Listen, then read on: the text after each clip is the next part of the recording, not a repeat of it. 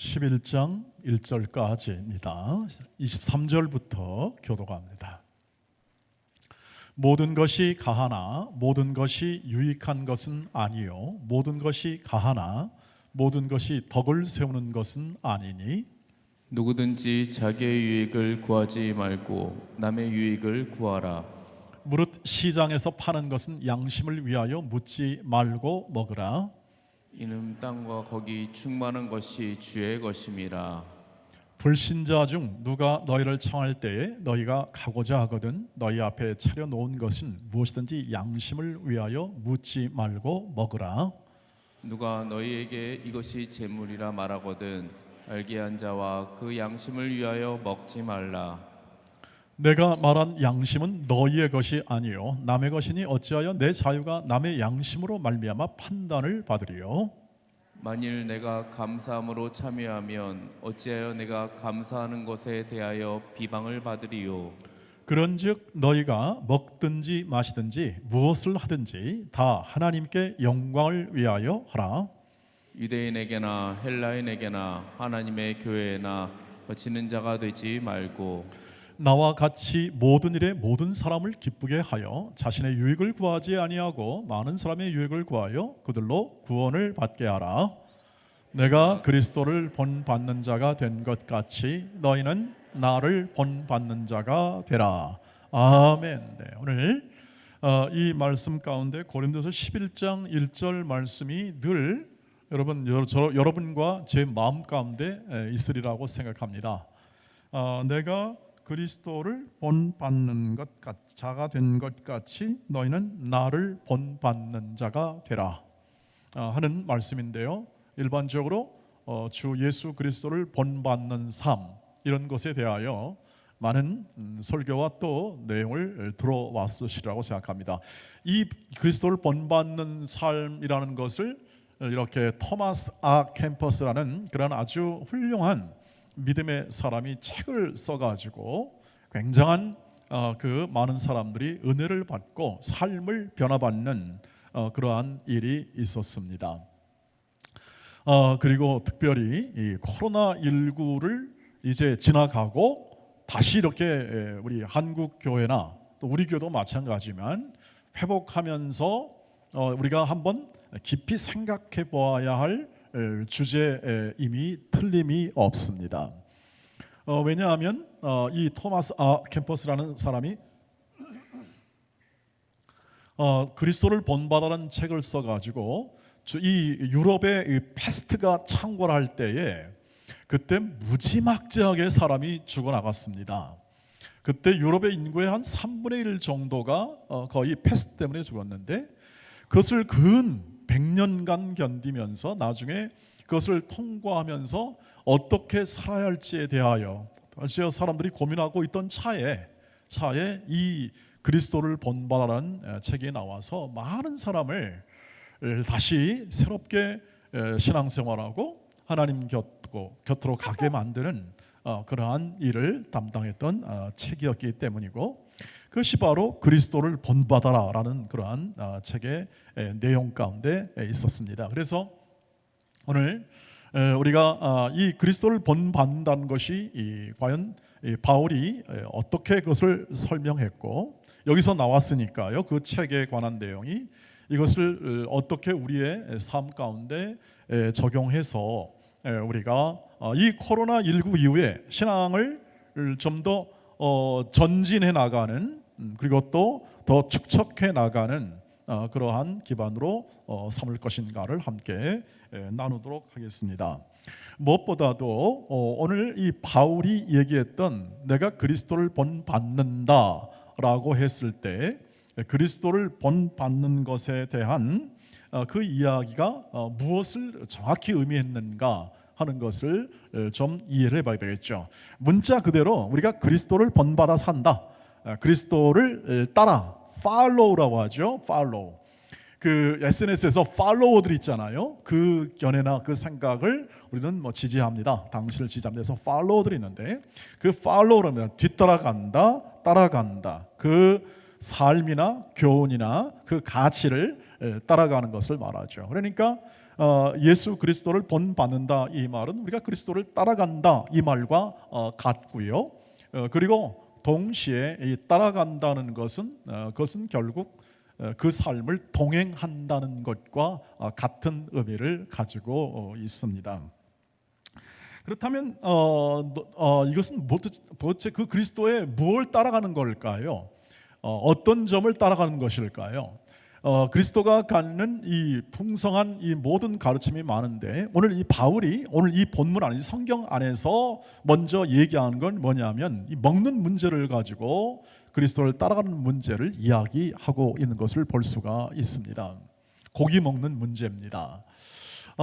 이 고기 문제가 왜 문제가 됐냐면 그 당시 이 모든 로마 제국 안에서의 모든 곳은요 가는 곳마다 신전이 있어서 모든 민족마다 거의 자기 신을 섬겼죠. 이스라엘 백성은 하나님을 섬기고 또 다른 백성들은 또 저 로마나 그리스 로마의 신화에 나오는 수많은 신들이 있지 않습니까? 이런 수많은 신들을 다 섬기고 그리고 저 에베소 교회 같은 데는 그 에베소 지역 같은 아데미 신전 강력한 아시아의 이런 신전이 있어서 거기에서 이제 고린도 교회도 당연히 신전이 있습니다. 상업 지역으로 신전이 있어서 거기에 웬만한 그 시장에 나오는 고기들이 신전에 제사를 드리고 나서 이렇게 유통되는 고기가 많았습니다. 그런데 이제 예수를 믿고 보니까 예수를 믿은 다음에 야 이거 우상 앞에 바치는 고기를 먹는 게 이게 가당하냐 타당하냐 하는 문제가 발생하게 되는 거죠. 야 이거 어려운 문제다. 그랬을 때 이 문제를 가지고 바울이 설명을 해주는 겁니다. 우상 앞에 바친 고기라도 너는 이 모든 이 어떤 이 음식 앞에서는 이 우상이 아무것도 아니니까 그 고기를 먹어도 된다 이렇게 얘기합니다. 고기를 잘 먹어라. 그러나 너희가 불신자 중에 이렇게 설명하죠. 불신자 중에 누가 나를 초대했을 때 그냥 불신자가 차려주는 고기는 그냥 다 묻지 말고 먹으라고 얘기합니다. 다른 이것이 따지거나 이것이 어째서 하라고 묻지 말고 먹으라고 합니다. 왜냐하면 아무것도 아니다. 우상은 그건 이 모든 사람들이 만들어낸 것이기 때문에 그것에 의해서 그 음식이라는 것이 하나님이 이 모든 만물을 다스리면서 만드는 음식이라는 것이 부정한 것은 아니다. 너희에게 이렇게 설명합니다. 그러나 어떻게 합니까? 오늘 말씀의 그 핵심은 뭐냐면 너의 유익을 구하지 말고 다른 사람의 유익을 구하라. 만약에 불신자가 초청해서 고기를 먹고 할 때 이거는 우상 앞에 바친 고기입니다. 그렇게 말하거든 먹지 말라고 합니다. 왜 그럴까요? 오해할 수 있지 않습니까? 저 사람은 우상 앞에 바치는 고기를 먹어버리네. 그러면 이건 어떻게 된 거야? 저 우상은 또 뭐야? 하면서 이 사람이 거침돌이 되거나 실족할 수 있는 가능성을 가지게 되고 오해를 우상에 대해서도 그런 신전에서 오해를 할 수 있기 때문에 도리에 오해를 할 수 있기 때문에 그런 것에 대해서는 그런 오해를 방지하기 위하여 이것은 먹지 않는 것이 가하다. 그래서 앞뒤로 오늘 본문 앞뒤로 뭘 설명하냐면 네 유익보다 다른 사람의 유익을 구해라. 그것이 뭘까요? 그리스도께서 사람을 대하는 방식이었다 이 뜻입니다. 예수가 다른 사람을 존중하고 다른 사람을 위하여 살았던 삶의 방식이었습니다. 그것을 가장 명료하게 나타내는 게 십자가입니다. 예수가 십자가에서 죽으신 것은 자신을 위한 것이 아니요 자신을 희생함으로 많은 사람을 구원하기 위하여 자신의 유익을 구하는 것이 아니라 모든 사람의 유익을 구하여 그가 죽으신 죽음이었고 희생이었습니다. 그래서 주님이 사신 방식대로 내가 그리스도를 본받는 것처럼 너희는 나를 본받으라 하는 것이죠. 그래서 결국 그리스도의 삶의 방식을 내가 본받는 것처럼 즉 내 유익을 구하는 것보다 다른 사람의 유익을 구하여 구원을 받게 하는 삶의 방식을 내가 따라가는 것처럼 너희도 예수 그리스도를 따라 본받아 살아라 하는 것이 본 권면의 핵심이죠. 그러니까 바울이 야, 난 이만큼 했으니까 너 내 방식대로 한번 나를 본받아 따라와라, 이런 것이 아니라는 겁니다. 자칫 잘못하면 이 말씀을 해석할 때 나는 내가 충분히 이만큼 노력했고 이만큼 해서 내가 이 정도 쌓았으니까 나를 본받으라 라는 말로 들릴 수가 있는데, 바울이 근본적으로 의도하는 것은 뭐냐면 그가 자신은 죄인 중에 괴수라도 주께서 긍휼과 사랑으로 나를 위해서 희생하시고, 나를 위해서 십자가에서 희생하시고 죽으시고 나를 위하여 그의 사랑을 베푼 예수의 방식으로 나는 삶을 살아가고 그 본받는 인생을 살아가니 너희도 내가 본받는 방식을 따라가라, 이 뜻을 가지고 있는 거죠. 주 예수를 본받아 살아가라 하는 내용을 담고 있는 것입니다. 여러분, 바울이 왜 그렇게 얘기했을까요? 바울이 왜 내가 그리스도를 본받는 것 같이 너희는 나를 본받으라는 그 말씀을 왜 그렇게 방식으로 표현을 했을까요? 그것은 하나님의 뜻이기 때문에 그렇습니다. 로마서 8장 29절 30절 말씀을 한번 보시기를 바랍니다. 보시면 이렇게 됩니다. 시작. 하나님이 미리 아신 자들을 또한 그 아들의 형상을 본받게 하기 위하여 미리 정하셨으니 이는 그로 많은 형제 중에서 맏아들이 되게 하려 하심이니라. 또 미리 정하신 그들을 또한 부르시고 부르신 그들을 또한 의롭다 하시고 의롭다 하신 그들을 또한 영화롭게 하셨느니라. 아멘. 29절 말씀을 한번 보시죠. 하나님이 미리 아신 자들을 또한 그 아들의 뭘 본받게 하기 위한 겁니까? 형상을 본받게 하기 위함입니다. 그러니까 하나님의 의도와 목적은 뭐냐면 예수 그리스도, 하나님의 아들 예수 그리스도의 형상을 본받게 하기 위하여 우리를 부르신 겁니다. 이 점이 명료해야 합니다. 하나님의 의도가 불분명하면 하나님이 내 안에서, 그리고 우리 교회 안에서, 그리고 우리 인류 역사 안에서 왜 이렇게 일하셨는가, 왜 예수를 보내셨는가를 분명하게 이해하지 못하면 우리는 오해를 하게 됩니다. 내 뜻과 내 생각을 말미암아 오해를 해요. 그래서 하나님이 의도하신 목적을 바로 이해해야 합니다. 의도하신 목적은 뭐냐면 주님의 형상을 본받는 겁니다. 따라가는 겁니다. 그렇게 하여 뭐가 되죠? 주님을 닮아가는 삶이 되는 겁니다. 주님을 닮아가는 자입니다.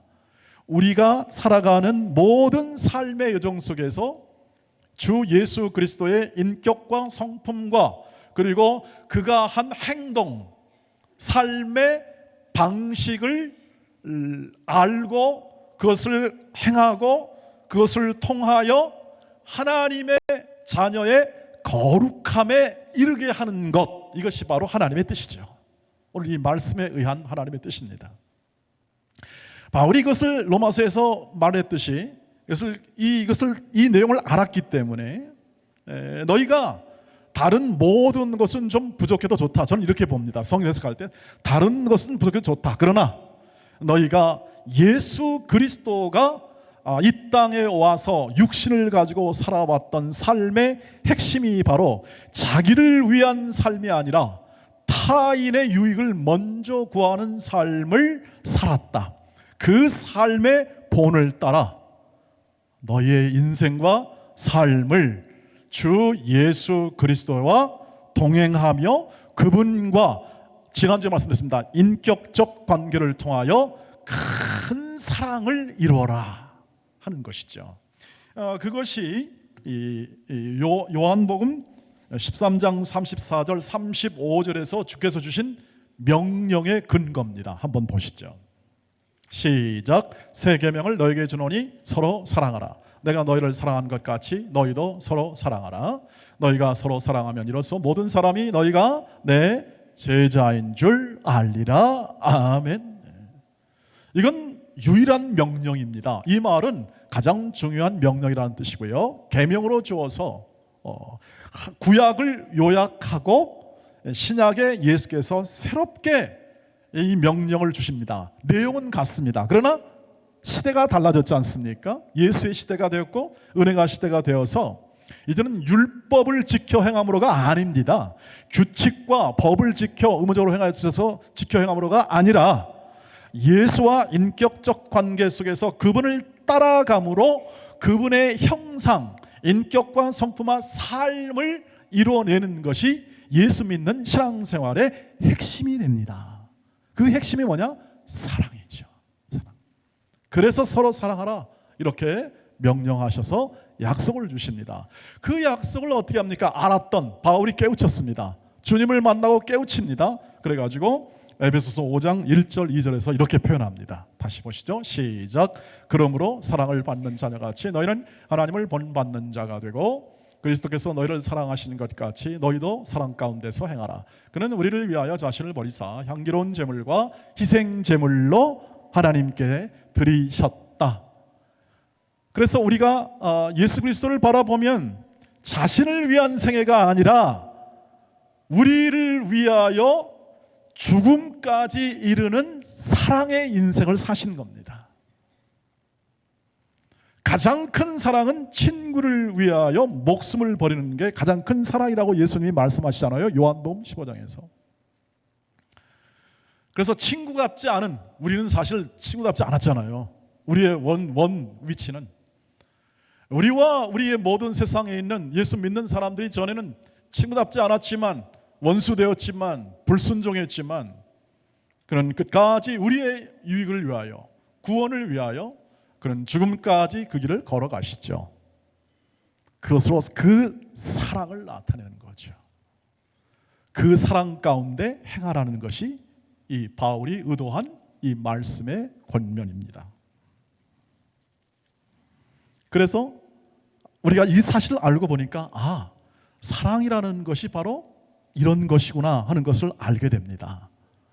진짜 사랑, 사람들이 갈구하는 그 사랑은 세상에 있지 않는다. 세상에 있지 않습니다. 우리가 사랑을 경험하고 지금도 예수를 믿고 사랑을 경험하지만 우리는 사랑 때문에 울고 사랑 때문에 아파하죠. 그것은 뭐냐면 우리가 예수의 사랑을 다 알지 못하고 그 사랑 가운데 행하는 법을 다 이해하지 못했기 때문에 아파하는 겁니다. 사랑은 이렇게 됩니다. 고린도전서 13장 4절 5절 읽으시길 바랍니다. 시작. 사랑은 오래 참고 사랑은 온유하며 사랑은 시기하지 아니하며 사랑은 자랑하지 아니하며 교만하지 아니하며 무례히 행치 아니하며 자기의 유익을 구치 아니하는 겁니다. 성내지 아니하며 악한 일을 생각하지 않으며 계속 나오죠. 바라고 참으며 견디며 하는 것이죠. 이게 사랑입니다. 사랑의 본질입니다. 아무리 천사처럼 말을 해도 아무리 능력 있는 그러한 일들을 해도 사랑이 없으면 울리는 꽹과리와 같고 이것이 없으면 이런 오래 참음이나 혹은 다른 사람의 유익을 구하는 삶이 아니라면 그 내용이 아니라면 그 사랑은 틀림없이 인간적 한계를 가질 수밖에 없다라고 그렇게 바울은 얘기하면서 지금 이 사랑의 본질에 대하여 얘기를 하고 있는 것이죠.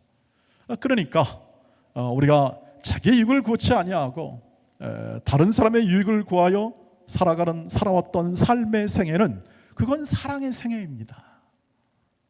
우리가 알든 못하든 섬기며 그렇게 내 이웃이라 혹은 내 친족이라도 내 모든 교우라도 그 사랑을 가지고 예수를 믿는 그 믿음을 가지고 사랑했던 삶은 바로 이 사랑을 실천했던 삶이라는 것을 우리가 알 수 있는 것이죠. 그리고 이제 그 사랑을 본받아 그리스도를 따라 살아가도록 오늘도 이 말씀을 통해서 요구받고 있고 요청받고 있는, 즉 음성을 듣고 있는 우리 자신을 발견할 수 있게 됩니다. 여러분, 그래서 우리의 생애 속에 언제나 이 사랑을 예수 그리스도 그분의 모든 마음을 담아 먼저 예수 그리스도의 마음을 품으시기를 주의 이름으로 축복합니다. 닮아가려면 그분의 마음을 이해해야 되겠죠. 마음을 담으시기를 바랍니다. 그리고 항상 이 말씀에 순종하는 원본에 충실하시기를 바랍니다. 원 텍스트라고 하죠. 제가 공부할 때 항상 이겁니다. 1차 사료가 뭐냐? 가장 원본이 뭐냐는 거예요. 왜냐하면 모든 이 원본에서 모든 그 어떤 사상이나 혹은 또는 어떤 가치나 이런 것들이 다 흘러나오거든요. 교회 생활의 원본은 뭐냐면 예수 그리스도이십니다. 원본은. 그래서 그 원본을 우리가 항상 충실하게 이 삶으로 읽어내는 거죠. 삶으로 읽어낸다. 원본이신 예수 그리스도가 어떤 생각과 어떤 마음과 어떤 그런 가치를 가지고 이 땅에 사셨는가를 항상 마음에 담는 것입니다. 그 중에 하나가 자기의 육을 굳지 않고 타인의 육을 구합니다. 여러분, 이 삶으로 살면 어떻게 될까요? 이 험한 세상에서 어렵습니다. 어려울 것 같습니다. 왜? 세상은 이해를 못하니까. 우선 세상은 절대 예수의 사랑을 이해하지 못합니다. 도덕과 법과 윤리성을 넘어서는 사랑이기 때문에 그렇습니다. 세상은 어떻게 돌아갑니까? 어떻게 합니까? 인과응보라 신상필벌이라는 공정성과 법과 제도와 윤리와 상식 범위 내에서 그것을 잘 지켜 행하면 모범적이고 착한 사람이고 훌륭한 사람으로 평가를 합니다. 거기다가 재물이나 또 명예까지 얻으면 말할 수 없이 훌륭한 사람입니다. 그러나 성경의 평가는 그렇지 않습니다. 성경의 평가는 주 예수 그리스도를 닮아가는 사람이 성공한 사람이라고 말을 합니다. 그래서 그리스도를 본받아야 합니다. 세상이 알지 못합니다. 세상이 줄 수가 없습니다. 세상이 흉내낼 수도 없습니다. 주 예수 그리스도의 사랑은 창조주이신 지혜와 능력과 권위와 영광을 따라 나오는 사랑이기 때문에 그렇습니다. 이걸 누가 감당합니까? 감당할 길이 없는 것이 바로 이 예수의 사랑이죠. 그것을 십자가를 통하여 우리에게 알려주셨고, 그래서 십자가는 언제나 지금도 이건 이해의 대상이 아닙니다. 이걸 어떻게 이해합니까? 왜 죽었습니까? 세상 사람들은 그렇게 얘기합니다. 왜 죽었습니까? 왜 죽었습니까? 그러나 그 안에 담긴 가치, 희생과 헌신과 죽음까지 들어가서 그 죽음, 인간이 제일 무서워하는 죽음을 권세를 깨트립니다. 정복합니다. 죽음까지 정복합니다. 그게 부활입니다. 부활이 다른 게 아니라 그 부활로서 이 죽음이라는 것이 힘을 못 쓰게 합니다. 우리의 걸어가는 길 동안, 예수를 따라가는 길 동안 죽음과 그 사망의 권세, 모든 죄와 이 율법과 그리고 이 땅에 있는 모든 것들이 결국은 죽음으로써 위협을 하는데, 죽음으로써 위협하는 것이 예수 믿는 자에게는 소용이 없다는 것을 보여주는 것이 바로 십자가와 부활이죠. 그러니 여러분, 담대히 주를 따라가시기를 주의 이름으로 축복합니다. 따라가십시오. 그리고 빌립보서 3장 17절 말씀을 한번 보도록 하겠습니다. 빌립보서 3장 10절 시작. 형제들아, 너희는 함께 나를 본받으라. 그리고 너희가 우리를 본받는 것처럼 그와 같이 행하는 자들을 눈여겨보라. 우리의 주위에 그 삶을 사는 자들을 함께 걸어가며 함께 따라가시기를 바랍니다. 함께 그 길을 걸어가는 거죠. 실제로 우리 교회는 그런 분들이 많습니다. 주로 은퇴하신 분들 중에서 그런 분들이 많지요. 이렇게 아직까지는 이렇게 일을 할 때는, 현역 일 때는요, 그걸 잘 모릅니다. 했는지도 모르고 사람도 모르고 그냥 열심히 살아가는 거 아니겠습니까? 그런데 은퇴하고 어느 정도 어른이 되신 분들 가운데는 우리 교회에 그런 분들이 많습니다. 그런 분들을 눈여겨보시기를 바랍니다. 그리고 그리스도를 본받는 삶을 사시기를 바랍니다. 보상이 없습니다. 예수 믿는 것은 보상이 아니라 그것은 감사와 기쁨으로 우리 안에 다가옵니다. 내게 원하는 것과 내게 바라는 것이 이렇게 나한테 모든 것으로 이루어지는 것이 아니라 안 이루어질 수도 있습니다. 그러나 변함없는 것은 나를 부활 생명으로 함께 하셨기 때문에 내 인생과 내 삶 속에 예수님의 형상을 이루어 주실 것입니다. 그것처럼 놀라운 게 없죠. 거룩하고 아름답고 선한 예수의 거룩한 성품과 인격 속에 그 사람의 삶 속에 오직 주님과 동행하며 주를 따라가는 거룩한 삶의 모습 속에 많은 영향을 받게 됩니다. 자기 이익을 굳지 않고 교회를 사랑하는 모든 마음 속에 그렇습니다. 얼마 전에 신방을 가다 보니까 신방 속에서요 아주 이 부부가 이 병원에 입원했습니다. 그래가지고 아이고 너무 이제 힘드니까 오랫동안 투병생활에서 힘드니까 제가 가서 좀 위로 좀 해보려고 병문안을 갔습니다. 갔는데 그 안에서 제가 생각했던 것보다 훨씬 더 감사함으로 지내시더라고요. 놀랐습니다. 그런데 그 모든 병상 생활 속에서도 감사해요. 아파요. 고통하는데 그 상황을 감사해요. 고통 가운데 마치 십자가를 졌던 예수 그리스도가 그것을 기쁨으로 졌던 것처럼 그 삶의 모습이 그 간증하는 모습이 감사해요. 그런데 이런 말을 해요. 우리가 교회 설립 50주년을 맞았습니다. 우리가 50주년 맞이하니까 우리 꼭 함께 예배할 수 있는 은혜를 구합시다고 하는데 아멘 그러면서 그렇게 하자고 그러면서 나중에 하는 말이 이거예요. 목사님 이렇게 정말 하나님 감사하고 은혜입니다. 50주년을 맞는 것도 은혜고 우리 교회가 정말 감사함으로 맞네요. 그러면서 어떻게 할까 하다가 우리 교인들을 정말 아끼고 우리 교인들을 너무 존귀하고 사랑하는데 교인들을 위해서 선물을 좀 준비할까 합니다. 수건이 좋겠까 하는 생각이 듣고 또 더 다른 것이 있으면 지금 준비 중에 있습니다. 이렇게 얘기하는 거예요. 아니 이렇게 힘든데 이렇게 아파하고 고통 속에 있는데 성도를 생각해요. 그래서 그 생각이었습니다.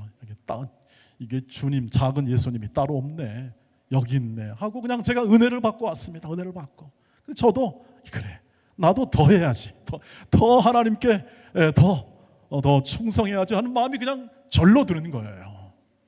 사랑하는 우리 동안의 가족 여러분 주위에 많습니다.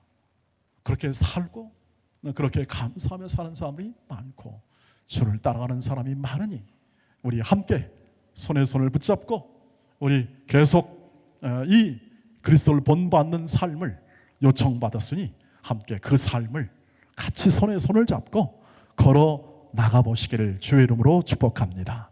내 유익을 구하는 것보다 타인의 유익을 구하고 그 사랑이 나와 내 인격을 지배하고 내 마음을 담고 그리고 그것을 통해서 많은 사람이 기쁨과 감사의 삶을 살아갈 수 있는 선한 영향력으로 하나님께서 반드시 사용하게 될 것입니다. 주 예수 그리스도의 사랑을 본받아 그 삶을 힘있게 살아가는 우리 온 동원의 가족이 되기를 주의 이름으로 축복합니다. 기도하겠습니다. 자비하신 하나님 감사합니다. 놀랍고 놀라운 하나님의 위대한 사랑이 예수 그리스도를 통하여 우리에게 전달되었고 우리는 예수와 하나 되어 친히 그 삶을 동행하며 그 거룩한 인생을 살아가도록 저희를 불러서 믿음을 주시고 영화롭게 하시니 감사합니다. 이 삶을 그리스도를 본받는 삶을 그 원본을 따라 충실하게 그 삶을 일상의 삶에서 잘 행하게 하옵소서. 예수님의 이름으로 기도하옵나이다. 아멘.